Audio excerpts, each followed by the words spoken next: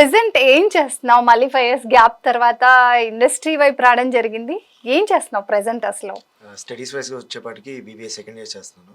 ఇప్పుడు మా కాలేజ్లో డాన్స్ క్లబ్ ఉంది, దానికి వైస్ ప్రెసిడెంట్గా ఉన్నాను. ఇంకా ఫిల్మ్స్ విషయానికి వస్తే ఇప్పుడు కామాఖ్య చిత్రం అయిపోయింది. ఇంకా 2 ఫిల్మ్స్ డిస్కషన్లో ఉన్నాయి. అసలు మూవీలో ఎలా అవకాశం వచ్చింది? ముందు మా అమ్మగారు ఫిల్మ్స్లో చేసేవారు. అవునన్న కాదన్న, శ్రీ ఆంజనేయం, కబడ్డీ కబడ్డీ ఈ ఫిల్మ్స్లో చేశారు. ఇప్పుడు కరెంట్లీ సీరియల్స్ చేస్తున్నారు. అయితే పారగాన్ చెప్పలాడికి పిల్లల్ని అడిగారు. నేను ఇప్పుడు 10 ఇయర్స్ ఉండేవాడిని. సో నన్ను సురేష్ ప్రొడక్షన్స్ ఆఫీస్కి తీసుకెళ్లారు. అక్కడ తీసుకెళ్ళాక డాలీ గారు వాళ్ళంతా గొప్పల గొప్పల ఫిల్మ్ గురించి డిస్కస్ చేస్తూ ఉన్నారు. అప్పుడు నన్ను చూసి ఫీచర్స్ బాగున్నాయి అనేసి చేస్తారా అనేసి అడిగారు.